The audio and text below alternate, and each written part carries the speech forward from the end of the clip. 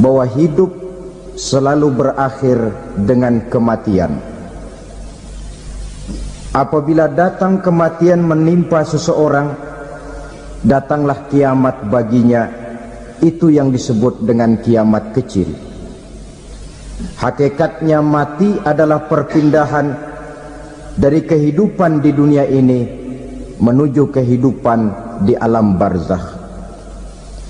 Menunggu kita di alam barzakh sampai datangnya saat kiamat, entah 10 tahun, entah 100 tahun, entah 1000 tahun, hanya Allah saja yang maha tahu.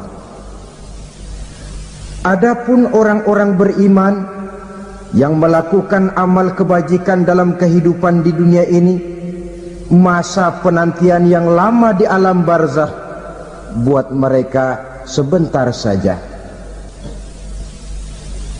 Tetapi bagi orang-orang kafir yang ingkar, yang tidak beriman kepada Allah, yang hidup di dunia cuma menumpuk-numpuk dosa, tentu penantian di alam barzakh akan merupakan waktu yang sangat lama. Bukankah dalam kehidupan kita waktu itu memang relatif? Contoh misalnya, bagi pemuda-pemudi yang sedang duduk asyik memadu cinta, waktu 4-5 jam saja rasanya cuma 4-5 menit, tenggelam oleh keasikan. Tapi buat orang yang berbaring di rumah sakit, meratap di balik-balik apa itu tembok derita kata lagu, di balik dinding-dinding penjara, sehari bagai seminggu, seminggu rasa sebulan, sebulan boleh jadi rasa setahun. Penantian yang sangat lama. Kapan kiamat itu akan datang? Ini rahasia Allah. Jangankan kita yang orang awam, baginda Nabi sendiri tidak diberitahu oleh Allah kapan kiamat itu akan terjadi. Tetapi sungguh pun demikian, banyak hadis-hadis yang menjelaskan ciri atau tanda-tanda datangnya kiamat. Nah, kalau sudah bicara soal tanda, tanda kiamat itu ada 2. Pertama yang disebut alamatus sughra, tanda-tanda kecil. Ini waktunya masih ada tenggang. Ada yang dinamakan alamatul kubra, tanda-tanda besar, artinya kiamat sudah diambang pintu. Apa tanda-tanda kecil dari datangnya hari kiamat itu? Misalnya kata Nabi, apabila ilmu sudah diangkat oleh Allah, artinya apabila ulama sudah banyak wafat, minat orang belajar agama berkurang, lalu kebodohan nampak merajalela di mana-mana, zina dikerjakan secara terbuka, minuman-minuman keras jadi kebanggaan, itu termasuk di antara tanda-tanda kecil terjadinya hari kiamat. Apalagi misalnya iza waladatil ammatu rabbataha, apabila budak sudah melahirkan tuan. Apa maksudnya? Ada yang mentafsirkan apabila anak sudah bisa membudaki orang tuanya. Orang tua yang melahirkan dia, yang membesarkan dia, demi setelah si anak besar jadi orang berpangkat, bertitel, berharta, berkedudukan, jadilah orang tua itu budaknya. Sehingga sering dibilang kalau orang tua kaya, anak jadi raja. Tapi kalau anak yang kaya, orang tua sering jadi budak. Apalagi munculnya fitnah yang bergelombang, timbul perang antara dua bangsa yang besar, waktu berjalan terasa sangat pendek sekali. Itu merupakan tanda di antara tanda-tanda kiamat. termasuk di dalamnya sulit membedakan mana laki mana perempuan. Kan kalau tanda-tanda kayak begini sekarang sudah banyak kita lihat kan. Ulama banyak wafat, penggantinya sulit. Zina dikerjakan berterang-terangan, minuman keras jadi kebanggaan, banyak anak membudaki orang tuanya, sulit membedakan mana laki mana perempuan. Kadang-kadang dari belakang kita lihat perempuan bener, begitu kita colek nengok jenggotan.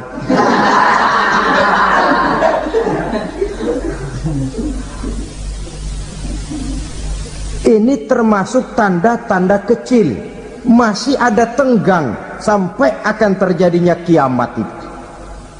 Nah, yang dimaksud dengan tanda-tanda besar, ini tanda besar artinya kiamat sudah di ambang pintu. Pertama, matahari terbit dari sebelah barat. Apabila matahari sudah terbit dari arah sebelah barat, tertutuplah sudah pintu taubat. Bersabda Nabi kita, la taqumus sa'atu hatta tatlu'a syamsu min maghribiha.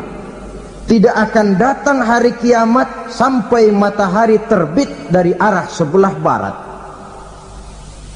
Fa iza tala'at, manakala matahari telah terbit dari arah sebelah barat, wara'ahan nasu, manusia banyak menyaksikan itu, amanu ajma'un, mereka pun lalu beriman.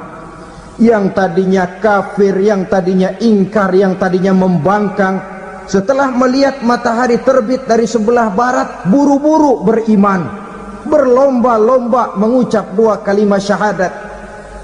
Tapi apa yang terjadi? Kata Nabi, wadzalika hina la yanfa'u nafsan imanuha lam takun amanat min qabl.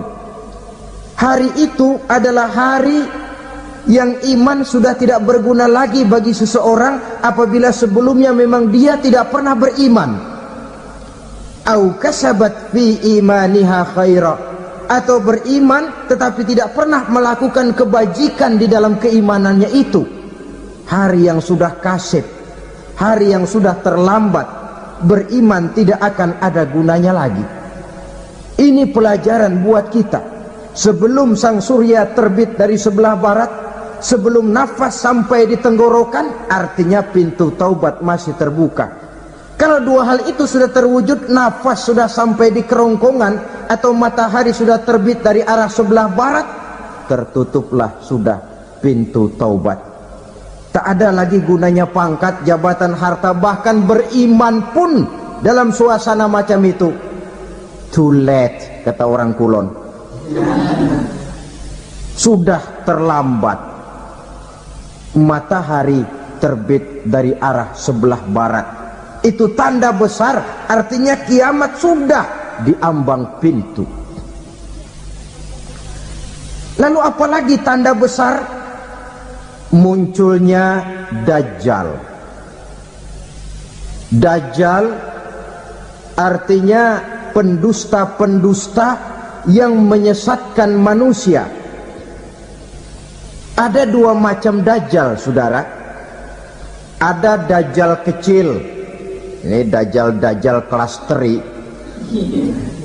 Kalau ini sejak zaman Rasulullah sudah ada itu, tiap zaman ada. Di zaman Rasulullah misalnya ada yang bernama Aswad al-Unsi dari Yaman, ada yang namanya Musailamah al-Kazzab dari Yamama, ada yang namanya Ibnu Sayyad dari Madinah. Ini Dajjal-Dajjal di zaman Rasul.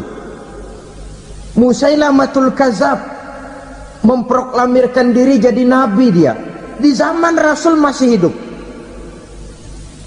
Ini Dajjal zaman Nabi. Di zaman sahabat muncul Dajjal-Dajjal. Di zaman kita sekarang ini Dajjal-Dajjal pun gentayangan. Dajjal-Dajjal kelas teri. Kerjanya mendustakan manusia menyesatkan manusia, memalingkan manusia dari jalan yang benar dan diridhoi oleh Allah Subhanahu wa ta'ala. Adapun yang merupakan tanda besar dari datangnya kiamat, dajjal-dajjal kelas kakap, pembohong-pembohong besar yang menyesatkan masyarakat manusia berpaling dari jalan Allah mengikuti jalan mereka. Apa sih ciri dajjal itu? Kata Nabi dalam hadis Bukhari Muslim, innad dajjala, sesungguhnya yang namanya dajjal itu yakhruju, satu saat akan muncul mendekati hari kiamat, wa inna ma'ahu ma'an, si dajjal ini membawa air, wa naran, dan juga membawa api. Dua simbol, di tangan yang satu dia bawa air, di tangan yang satu dia bawa api. Wa ammal ladzi yarahu an-nasu ma'an fanarun, adapun yang orang banyak lihat air, hakikatnya adalah api. Yang dilihat api, hakikatnya adalah air. Oleh sebab itu, kalau api yang ditawarkan, ambillah air. Kalau air yang ditawarkan, pilihlah api. Maksudnya apa ini? Ini bahasa simbol, saudara-saudara. Dajjal bicaranya seolah-olah untuk kepentingan manusia, menawarkan surga. Surga yang dia tawarkan hakikatnya neraka. Hai manusia, kalau kau mau bahagia, jangan dekat-dekat dengan agama. Solat itu tidak efektif dan efisien, tidak produktif dari segi ekonomi itu. Menghadiri majelis taklim cuma buang-buang waktu. Tahajud, tasbih, tahlil, baca Quran, apa itu? Pekerjaan mubazir saja. Hidup ini cuma sekali, masa yang cuma sekali, manfaatkan dengan sebaik-baiknya. Mumpung, dibawanya sifat mumpung tetapi dalam pengertian yang sangat negatif.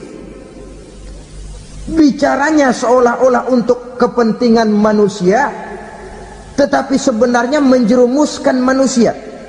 Menawarkan air, tapi sebenarnya api. Menawarkan api, tapi hakikatnya air.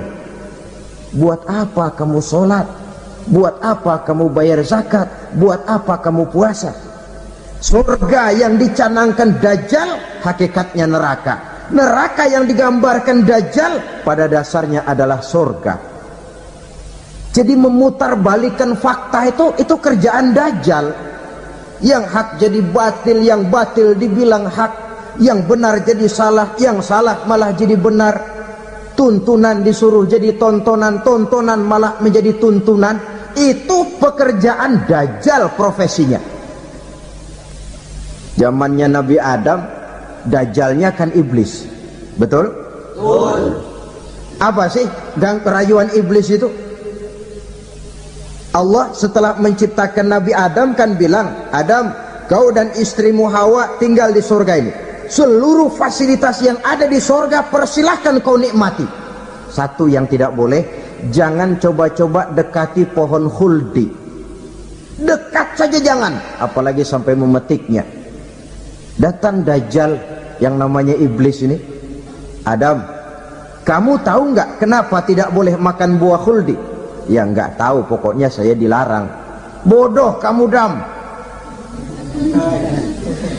Khuldun artinya kekal. Kalau kamu makan itu buah, kau akan kekal di surga buat selamanya. Allah tidak kepengen, maka dilarang kamu makan buah khuldi. Kalau kau ingin kekal di surga Adam, makan saja. Saya bicara begini ini untuk kepentingan kamu Adam. Ini kan ciri-ciri dajjal. Bicaranya sih seolah-olah untuk kepentingan Nabi Adam, hakikat sebenarnya menjerumuskan Nabi Adam supaya ingkar dan melanggar larangan dari Allah Subhanahu wa ta'ala. Jadi setelah muncul dajjal, timbul kekacauan-kekacauan di masyarakat. Banyak yang terpengaruh, terpedaya dan terpesona, termasuk mereka yang memproklamirkan diri jadi nabi. mereka yang memproklamirkan diri jadi rasul di zaman sesudah Rasulullah wafat, itu adalah dajjal-dajjal. Maka saya ingatkan, kalau di zaman kita sekarang ini ada orang ngaku jadi nabi, ada orang ngaku jadi rasul, biar bahasa Arabnya kental, Quran hafal, hadis ribuan hadis hafal, biar pakai serban sampai menyengser ke tanah, bahasa Arabnya fasih, tapi dia mengaku jadi nabi, jadi rasul, kita umat Islam wajib tidak percaya, wajib untuk tidak percaya. Itulah dajjal-dajjal zaman kita sekarang ini. Tidak mustahil mereka datang mempengaruhi orang-orang awam supaya berpaling dari Rasulullah, mengikuti mereka. Nah, di akhir zaman nanti, mendekati hari kiamat, dajjal ini muncul, dajjal kelas kakap, menyesatkan masyarakat manusia untuk berpaling dari Islam, mengikuti seruan mereka.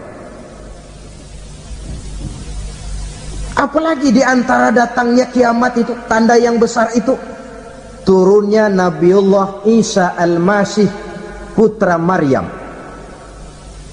Menurut berbagai hadis yang sahih, Nabi Isa Al-Masih nanti akan turun lagi, tidak membawa risalah yang baru, tapi meluruskan risalah Islam ini yang telah banyak ditinggalkan oleh masyarakat. Bahkan ada hadis menjelaskan beliau akan membunuh Nabi, mematahkan kayu-kayu salib, lalu melaksanakan haji dan umrah mengikuti syariat Nabi Muhammad, bukan membawa agama baru, menjadi semacam mujaddid, reformer, menyelamatkan manusia dari bisikan dajjal. Bahkan ada riwayat yang menjelaskan bahwa Nabi Isa berhasil mengalahkan dajjal, mengembalikan masyarakat manusia kembali kepada ajaran Islam yang datang dari Allah, dibawa oleh Rasulullah sallallahu alaihi wasallam. Dengan kata lain, turunnya Nabi Isa bukan sebagai nabi dan rasul baru, tetapi mengikuti syariat Nabi kita Muhammad sallallahu alaihi wasallam. Saudara hadirin, ibu-ibu hadirat yang saya hormati, kemudian apalagi di antara tanda-tanda besar akan datangnya kiamat itu? Keluarnya asap atau awan. Kata Nabi, inna min asrati sa'ah dukhanan yamla'u ma bainal masyriqi wal maghrib. Di antara tanda-tanda kiamat, munculnya awan atau asap yang memenuhi antara langit dan bumi. Ini pun diperkuat dalam surah Ad-Dukhan ayat 10. Fartaqib yauma ta'ti as-sama' bidukhanin mubin fayughshan nas hadza azabun alim. Bagi orang-orang yang beriman, mereka biasa-biasa saja, tapi bagi orang kufur, datangnya asap dan awan ini merupakan azab yang kelewat pedih.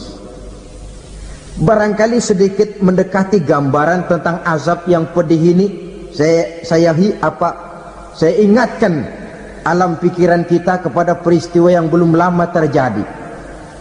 Pernah dengar berita bocornya reaktor nuklir di Chernobyl, Uni Soviet? Pernah dengar? Nah, bocornya reaktor nuklir di Chernobyl yang mengakibatkan ratusan, bahkan sangat mungkin ribuan nyawa. Cuma satu reaktor. Bagaimana kalau seluruh cadangan nuklir yang dimiliki oleh para negara adik kuasa ini diledakkan? Bahkan yang konon menurut catatan, cadangan nuklir yang dimiliki bersama oleh Amerika dan Rusia sekarang ini sudah sanggup memusnahkan 6 miliar manusia, 1,5 kali lebih banyak dari jumlah manusia yang nongkrong di permukaan bumi ini. Saudara-saudara hadirin yang saya hormati,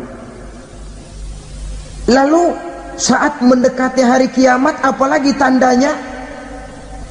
Setelah Nabi Isa wafat, pada saat turunnya yang kedua kali, Lalu Allah meniupkan angin sejuk.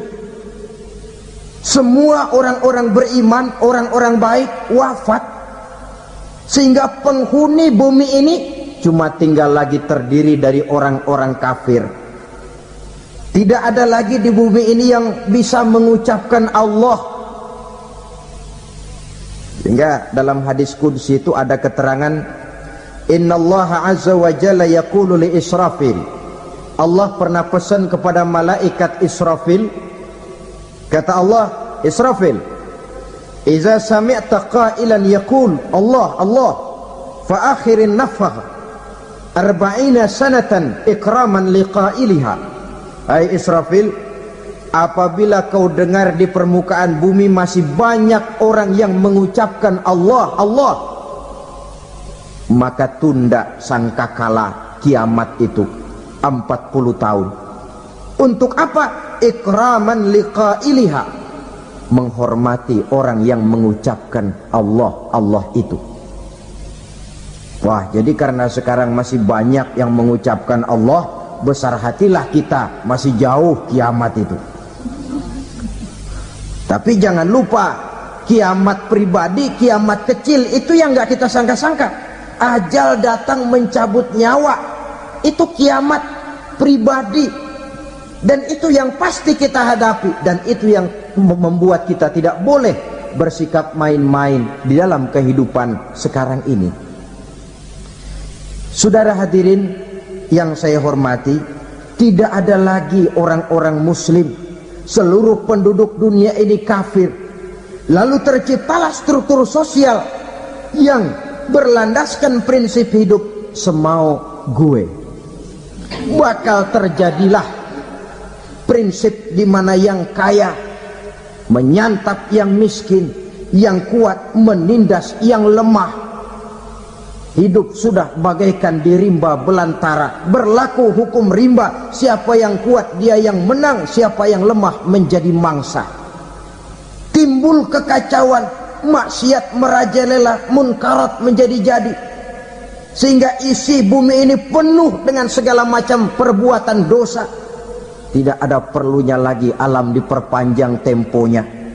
Datang saat yang sudah dijanjikan oleh Allah Azza wa Jalla, maka terjadilah yang disebut kiamat kubra, kiamat besar, kiamat hancur-hancuran. Bagaimana kejadian ini dimulai?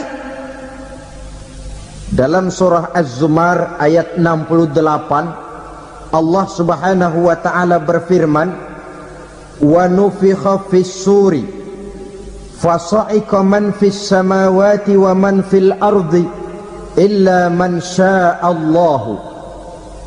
Maka manakala ditiuplah sangkakala, terkejutlah seluruh yang ada di langit dan seluruh yang ada di bumi. Bila saat kiamat datang, Allah perintah malaikat Israfil, Israfil, tiup sangkakalamu. Ditiuplah sangkakala oleh malaikat Israfil. Yang akibat daripada tiupan itu, seluruh yang ada di langit, seluruh yang ada di permukaan bumi terkejut. Yang ada di langit siapa?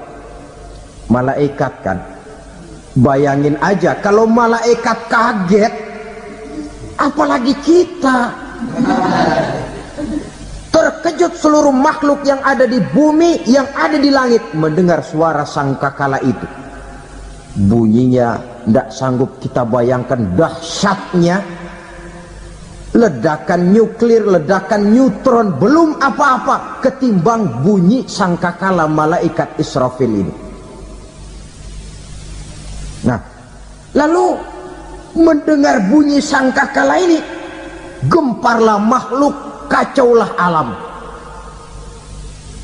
Bumi gempa, planet-planet bertabrakan, gunung meletus, air laut tumpah ke darat, angin topan bertiup, halilintar menyambar. Lalu semua yang bernama hidup mati total. Mati bareng tanpa persiapan. La haula wala quwata illa billah. Saya kadang-kadang dalam tafakur bermohon, ya Allah, mudah-mudahan saya enggak nemuin kiamat beneran. Ngeri. Tidak bisa kita bayangkan macam apa suasana seperti itu. Allah saja banyak memberikan gambaran, misalnya Al-Qari'ah, wa mal qari'ah, wa ma adraka mal qari'ah. Kejadian yang menggemparkan. Tahukah kamu apa kejadian yang menggemparkan itu? Yauma yakunun nasu kal farasil mabsus wa takunul jibalu kal ihnil manfus. Pada saat itu manusia berterbangan bagai kupu-kupu, gunung berterbangan seperti kapas ditiup angin. Gunung saja macam kapas, konon lagi manusia. Kematian total, mulai semut sampai gajah mati, jin mati, iblis mati, malaikat mati. Malaikat saja mati. Saudara hadirin yang saya hormati, kematian total yang tanpa persiapan. Orang bilang, Pak, kalau mati bareng begitu yang repot malaikat maut dong ya. Cabut sana, cabut sini. Itu kalau menurut logika kita, mestinya begitu menurut logika. Tapi logika juga yang bilang nggak perlu serepot itu. Sebab untuk mematikan listrik di wilayah DKI, di wilayah Jakarta, nggak perlu tiap rumah didatengin matiin, ya lama. Cukup dari kantor pusatnya saja PLN, tekan satu tombol, gelaplah seluruh Jakarta. Saudara hadirin yang saya hormati, kematian total. Lalu setelah kematian total, planet-planet juga mati, dalam arti tidak bergerak dan beredar. Angin mati, dalam arti tidak bertiup. Air mati, dalam arti tidak ada riak gelombang. Pokoknya semua mati. Kullu nafsin za'iqatul maut, semua yang bernafas mati. Dalam ayat lain, kullu man 'alaiha fan, semua yang ada di permukaan bumi fana. Yang kekal cuma Allah Subhanahu wa ta'ala. Yang paling belakang mati malaikat maut dan malaikat Israfil. Tapi mati juga sesuai dengan janji Allah. Menurut hadis Bukhari Muslim dari Abi Hurairah, masa tenggang waktu antara kematian total pada tiupan sangkakala pertama dengan proses kebangkitan pada tiupan sangkakala kedua 40 lamanya. Tidak dijelaskan oleh Abi Hurairah 40 jam, apa 40 hari, apa 40 tahun. Hadis-hadis cuma menyebutkan 40 saja. Sunyi alam, yang tinggal cuma Allah saja lagi. Ketika itu Allah berseru-seru, katanya, limanil mulkul yauma, siapa para penguasa hari ini? Mana itu raja-raja dan penguasa yang dulu mengaku jadi Tuhan? Fir'aun. Mana Fir'aun sekarang? Yang dulu jadi raja, merasa berhasil, sombong, lalu tidak mau turun-turun dari kekuasaannya, sampai kepada puncak kekurang ajarannya mengangkat diri jadi Tuhan. Mana itu Fir'aun? Namrus. Mana sekarang Namrus? La ilaha illa ana, ternyata tidak ada Tuhan lain selain daripada aku, kata Allah. Proses kemudian, saudara-saudara, turunlah hujan dari langit. 40 lamanya hujan itu. Tidak jelas juga 40 jam apa 40 hari. Setelah air turun membasahi, datanglah tiupan sangkakala yang kedua. semua yang bernama mati bangkit dari kuburnya masing-masing. Ini yang disebut yaumul ba'tsi, hari kebangkitan. Allahu Akbar. Pada saat kita bangkit dari kubur kita masing-masing, kumpul di padang mahsyar namanya. Bayangin aja, saya sendiri nggak sanggup bayangin. Manusia sejak zaman Adam sampai zaman kiamat kumpul bareng di tempat sama. Berapa banyaknya itu?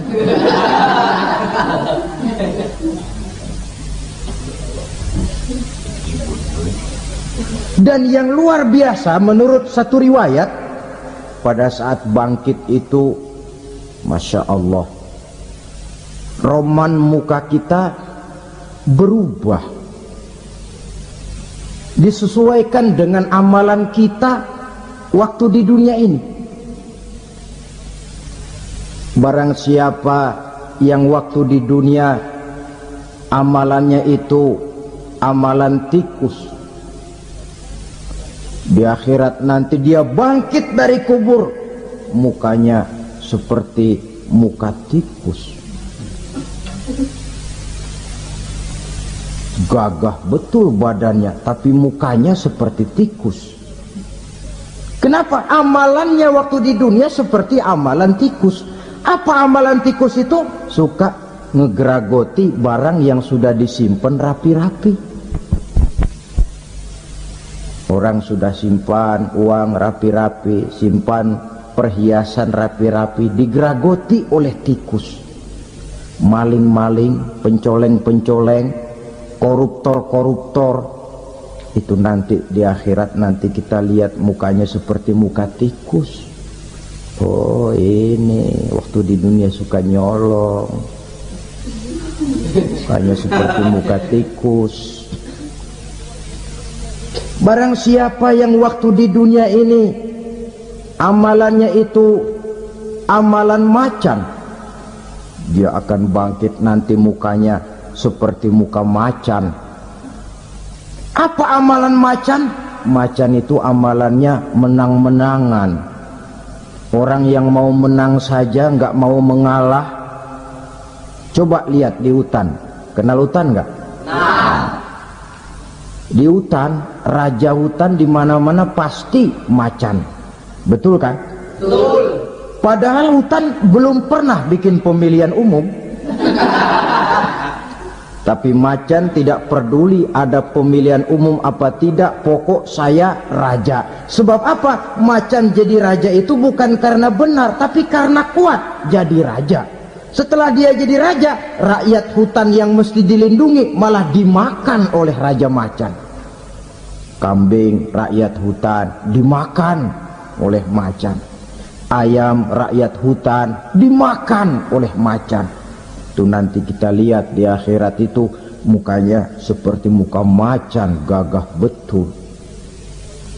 Lalu barang siapa yang di dunia ini amalannya itu seperti amalan anjing, nanti dia punya muka seperti muka anjing. Apa amalan anjing? Pertama, anjing itu kalau disuruh jaga rumah, dia tidak bisa membedakan mana maling, mana tamu. Biar yang datang maling, kalau bawa tulang, anjing kalem. Yang kedua, anjing itu akan setia kepada siapa saja yang memberinya roti. Siapa yang memberinya roti, itulah majikannya. Apa kata majikannya, pasti dia laksanakan. Soal benar atau salah dia tidak peduli. Setelah anjing dapat roti, dia tidak punya pilihan lain kecuali bilang, abdi mah kumaha juragan wae ayeuna mah.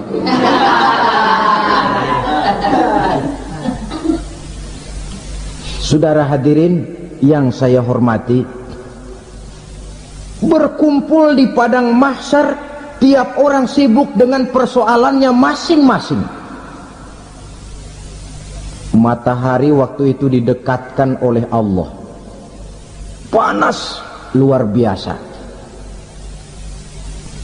Ada yang saking panasnya itu mencucurkan peluh keringat sampai sebatas mata kakinya, ada yang keringatnya sampai sedengkulnya, ada yang keringatnya sampai sepusatnya, ada yang keringatnya mengalir sampai sebahunya, ada yang kelelap oleh keringatnya sendiri, sementara orang di sampingnya nggak apa-apa. Bergantung lagi amalan dia waktu di dunia ini. Saudara-saudara, sebagian orang dalam kepanikan padang mahsyar berombong-rombong datang mereka menghadap Nabi Adam. Ya Adam, anta abal bashar.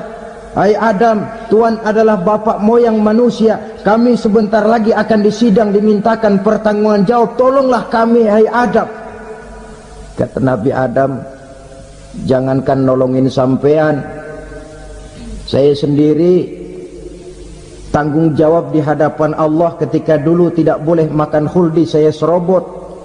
Sudahlah, urus diri masing-masing saja, nafsi. Begitu kata Nabi Nuh, begitu kata Nabi Ibrahim. Tiap orang bertanggung jawab sendiri-sendiri. Ketika itulah saudara-saudara, nikmatnya menjadi umat Nabi besar Muhammad sallallahu alaihi wasallam. Sebab apa? Walaupun menurut abjad kita ini umat paling belakang, kan paling belakang kita ini toh, karena Nabi Muhammad adalah Nabi akhir, tapi akan dihisap lebih dulu, lewat di atas sirat lebih dulu, masuk surga lebih dahulu ketimbang umat-umat belakangan. Ketika Rasul mendekati ajal, beliau tanyakan itu kepada malaikat Jibril. Malaikat Jibril berkata, Muhammad jangan khawatir, Allah sudah berjanji, inni haramtul jannata ala sairil anbiya hatta tadkhulaha anta wa haramtuha ala sairil umami hatta tadkhulaha ummatuka. Surga aku haramkan buat seluruh nabi kecuali kalau engkau Muhammad sudah masuk ke dalamnya, dan surga aku haramkan buat seluruh umat kecuali kalau umatmu Muhammad sudah masuk ke dalamnya. Logikanya, walaupun menurut abjad kita umat paling belakang, bakal dihisap paling dulu, lewat di atas sirat paling dulu, masuk surga paling dulu, kalau mampir ke neraka juga paling dulu. Ya resiko. Jangan mau enaknya aja paling dulu. Saudara hadirin yang saya hormati,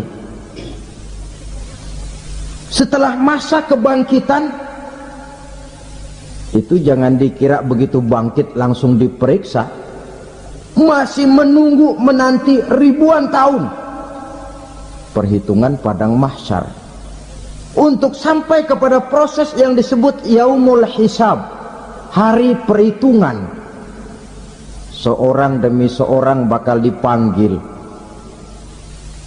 Bayangkan saja, kita se-RT saja di absen, kadang-kadang perlu waktu lama.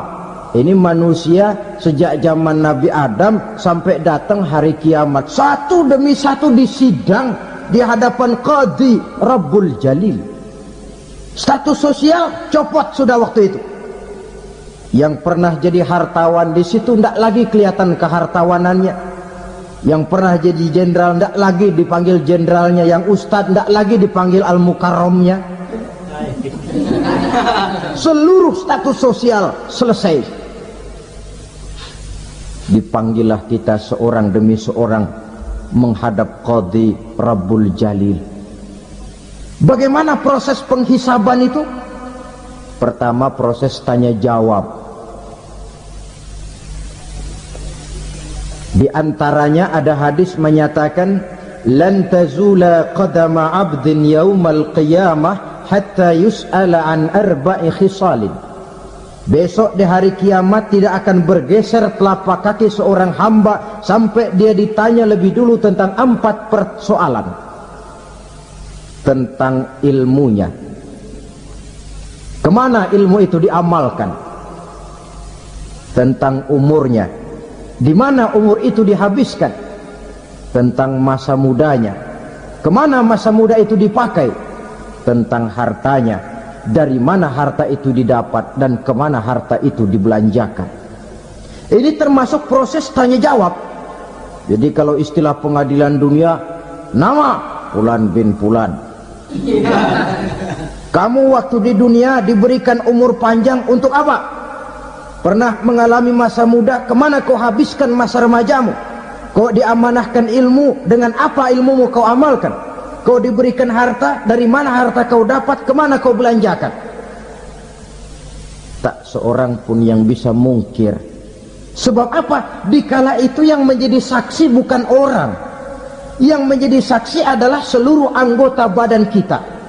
Tangan bicara, kaki jadi saksi terhadap seluruh amalan yang pernah kita kerjakan pada saat kehidupan di alam dunia ini. Selesai proses tanya jawab, lalu diperlihatkan buku catatan kita waktu hidup di dunia ini. Jangan lupa Allah itu menyiapkan 2 superkomputer kepada kita. Sebelah ditempelin sebelah kanan, yang sebelah tempelin di sebelah kiri. Komputer itu namanya Raqib dan Atid, 2 malaikat yang apabila baik kita lakukan, refleks saja akan menulis kebajikan kita. Jahat kita kerjakan, akan tertulis. Catatan itu nanti diperlihatkan kepada kita. Waduh, alangkah malunya pada saat diperlihatkan catatan kita, buku rapot kita merah melulu. Barangkali diperiksa sambil diomelin, brengsek lo. Buku merah melulu begini, bagaimana waktu hidup di dunia? Tidak cukup diperlihatkan buku catatan kehidupan, rekaman kehidupan. Rekaman kehidupan kita secara utuh sejak terlahir sampai ajal datang merenggut nyawa. Barangkali mirip dengan video sekarang ini, di mana terekam dengan baik seluruh kegiatan kita, sejak yang sekecil-kecilnya sampai kepada yang sebesar-besarnya. Untuk kemudian kita pun menerima balasan. In khairan fa khairun wa in syarran fa syarrun. Kalau baik ya baik balasannya, kalau jahat ya jahat juga balasannya. Catatan-catatan kita diberikan. Kalau banyak kebajikannya diberikan di tangan kanan dengan cara yang halus. Kalau banyak kejahatannya diberikan dari sebelah kiri atau dilempar dari belakang. Itulah sebabnya sejak di dunia ini kita sudah mohon kepada Allah. Ketika berwudu membasuh tangan kanan, apa kita bilang? Allahumma a'tini kitabi biyamini wa hasibni hisaban yasira. Ya Allah, berikan saya kitab di tangan kanan, dan kalau saya memang perlu dihisab, hisablah saya yang seringan-ringannya. Tangan kiri berlindung kita kepada Allah, jangan sampai diberikan kitab di tangan kiri atau dari arah sebelah belakang. Wa a'udzubika an tu'tiya kitabi bishimali aw min warai zuhri, dari arah sebelah belakang. Na'udzubillah min dzalik. Setelah selesai lewat proses penghisaban, lewat mizan, timbangan, maka yang sudah selesai dihisab itu bergeraklah menuju sirat, jembatan yang terbentang menuju surga melalui neraka. Saudara-saudara, panjangnya perjalanan sirat itu memakan waktu ratusan tahun. Tetapi orang yang lewat di atas sirat pun macam-macam, bergantung amalannya ketika di dunia ini. Ada yang lewat di atas sirat itu kalbarkil khatib, seperti kilat yang menyambar, lep, sudah sampai dia di surga. Cepat bukan main. Ada yang lewat di atas sirat itu seperti orang lari-lari. Ada yang lewat di atas sirat itu seperti orang jalan biasa. Ada yang sambil merangkak, ada yang sambil ngesor, ada yang sambil gelayutan, ada yang selamat sampai ke ujung ke surga, ada yang tergelincir jatuh masuk ke dalam neraka, bergantung amalannya dalam kehidupan di dunia sekarang ini. Tiap kita akan melewati yang namanya sirat ini. Saudara-saudara kaum muslimin yang saya hormati, dengan demikian mereka yang selamat melalui sirat sampai ke terminal akhir surga, mereka yang ketika dihisab ternyata banyak kejahatannya daripada kebaikannya, mereka singgah di dalam neraka. Nah, adapun orang-orang yang beriman menurut ayat Quran dan hadis Nabi itu nanti ada bermacam-macam. Ada orang beriman itu yang dimasukkan surga. Ada orang beriman itu yang dimasukkan ke dalam surga. Ada orang beriman itu yang disebut penduduk surga. Kenapa lain-lain, Pak? Karena waktu di dunia amalannya juga lain-lain. Ada orang beriman yang masuk surga. Ini paling murah tiketnya. Mau masuk surga? Kata Nabi begini, ma min abdin qala la ilaha illallah thumma mata ala dhalik illa dakhalal jannah. Kalau seorang hamba sudah mengucap dua kalimat syahadat, dia yakin dengan kebenaran kalimat itu sampai matinya, orang itu akan masuk surga. Abi Dzar yang waktu itu diajak bicara heran, ya Rasul kok gampang betul? Iya, walaupun orang itu mencuri, iya, walaupun orang itu berzina, iya, biar dia mencuri, biar dia berzina, kalau dia sudah mengucap dua kalimat syahadat, dia yakin dengan kebenaran kalimat itu sampai matinya, itu orang akan masuk surga. Jadi masuk surga cukup dua kalimat syahadat, yakin sampai mati, masuk surga. Itu perkara masuk. Tapi kalau pertanyaannya diterusin, masuknya kapan, Pak? Nah, ini lain lagi urusannya. Sebab ada yang masuknya itu langsung, ada yang mampir dulu. Di sana tempat cuma dua, kalau tidak surga, neraka. Mau ke surga tapi mampir dulu, yang mampirnya jelas di neraka. Kenapa? Dalam hadis qudsi ada riwayat, nanti itu di akhirat setelah Allah selesai mengatur penduduk surga masuk surga, yang neraka masuk neraka, Allah berkata kepada malaikat Malik, malaikat Malik, labaik ya Allah, itu bajingan-bajingan tengik, manusia-manusia durjana yang waktu di dunia tidak mau sujud, jauh dari ulama, gemar melakukan yang munkarat dan maksiat, hidup di tengah masyarakat selalu jadi bibit keonaran, kufur, sudah masuk neraka semua. Sudah ya Allah. Nah, kalau sudah, coba sekarang kamu masuk, Malik. Saya, iya, masuk neraka. Mau apa ya Allah? Kata Allah, akhriju minan nar man kana fi qalbihi misqala habbatin min khardalin min iman. Kau masuk neraka, cari di dalam neraka orang-orang yang ada imannya walaupun kecil sebesar biji zarah, angkat mereka keluar. Masuk malaikat Malik ke neraka, cari orang yang ada imannya, korek-korek. Ya repot, udah pada gosong. Yang ada imannya diangkat ke atas, yang ada imannya diangkat ke atas, lalu dimandikan di Nahrul Hayat, namanya sungai kehidupan di akhirat nanti.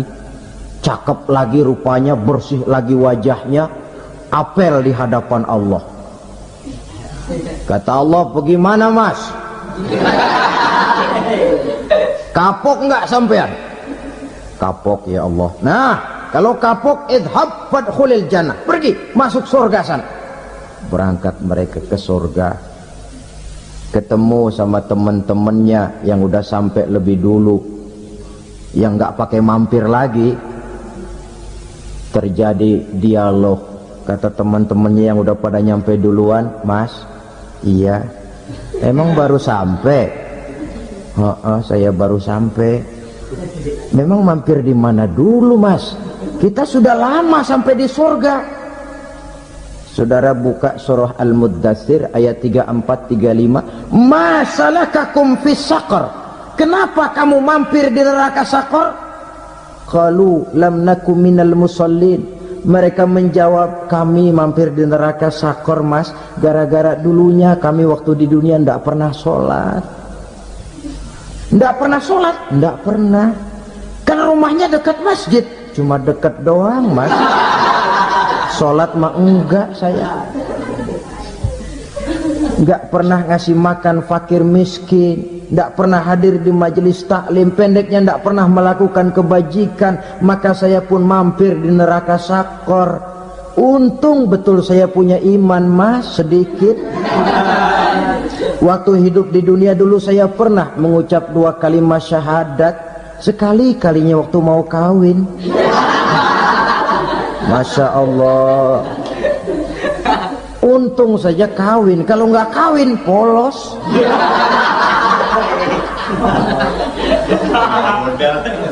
Itu juga pengulu sudah setengah mati ngajarin asyhadu alla asyaduaan.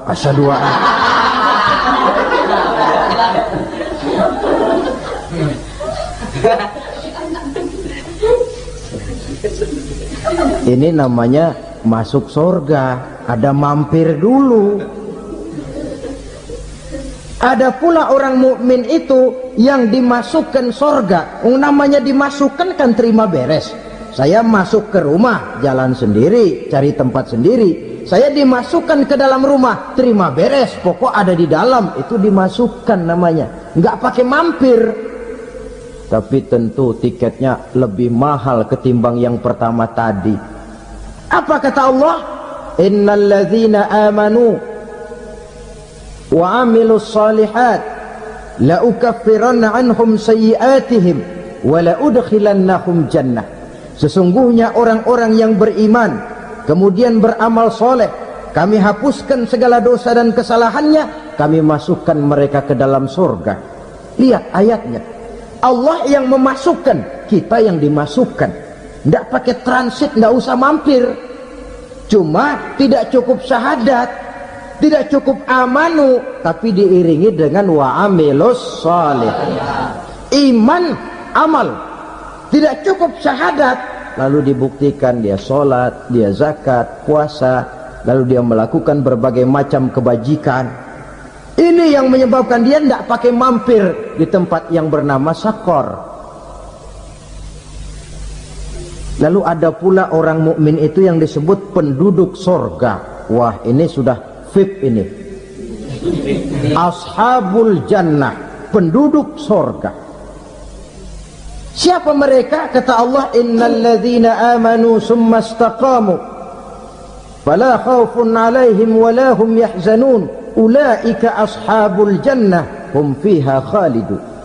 Sesungguhnya orang-orang yang beriman lalu istiqamah, tetap dalam melaksanakan perintah Allah, tidak goyah, tidak labil tapi stabil, istiqamah, mereka tidak takut dan tidak bersedih hati. Merekalah penduduk surga. Iman, istiqamah.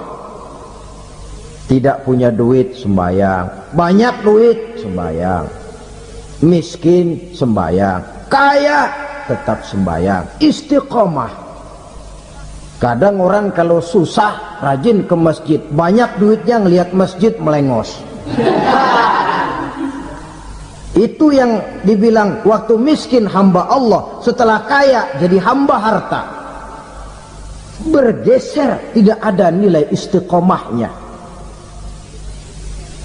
Saudara-saudara, dengan begitu penduduk neraka itu dua. Ada penduduk permanen, ada penduduk yang semi permanen. Yang semi permanen orang-orang beriman yang mempunyai dosa besar. Mereka masuk ke neraka untuk menerima azab sesuai dengan dosanya. Bila selesai masa azab itu, mereka akan diangkat untuk ditempatkan kembali ke dalam surganya Allah Subhanahu wa ta'ala. Nah, dikala itulah saudara-saudara ada yang disebut syafaat dari Rasulullah Sallallahu Alaihi Wasallam. Tapi tentu jangan lupa syafaat ini ibarat kain menambal dia. Kita punya kain bolong-bolong sedikit, syafaat yang menambal. Solat kita ada kurang dikit, sedekah kita ada campur riak dikit, amalan kita ada tidak karena Allah dikit, kita berharap syafaat.